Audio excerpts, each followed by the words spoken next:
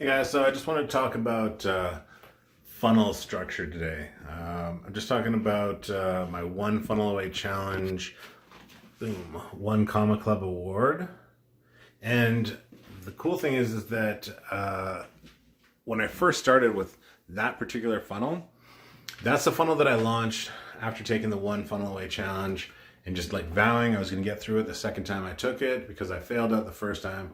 And I was going to make it happen. I was going to launch a funnel. And when I did, and the more that I just kind of like followed what they said, what Russell Brunson said, and what they said to do in the one funnel away challenge, the faster that I got results, right? So when you take the one funnel away challenge and you look at the funnel that they show you, when I started modeling that funnel closer and closer is how my results kind of like went up. And I'll show you what I mean here. So when I first launched initially, I didn't have all the pieces necessary to kind of like fill it out. So initially the first phase that I had here was with my funnel was just like a sales page, just with an item, an offer, a tripwire item that I was selling on that page there, right?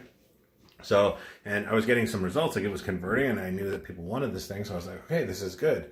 So then it was like, okay, look at that funnel again and like, look at my one funnel away lessons and like, okay, what's the next step? So the next step was to go from having just my sales page, like an offer there, to an offer with an order bump. So the cool thing about the order bump is that when they're on your order page, they're about to buy, they have the option of checking a box and spending more money with you on the front end.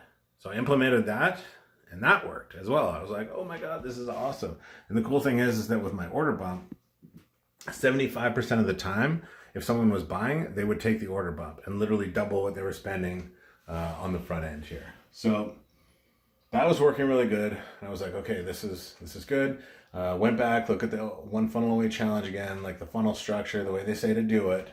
Went back and looked at it, and it was like, okay, have like your offer, have an order bump, and then have a one-time offer, an upsell in place, right? So okay, so I went and initially I didn't have something to offer there, but then I just, I just did what needed to be done. I went and found something to offer there as far as the one funnel away challenge, like modeling what they say to do. So that's what I did. And when I finally put in that one-time offer, that is what really like shot me up and got me my one comma club award really fast after that.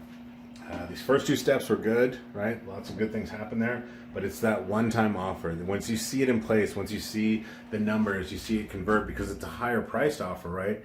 And you see what it does to your average customer value because this was $7, this initial tripwire, but by the time they were done, because of all these things, my average customer value was over $34. I think it was like almost 36 bucks.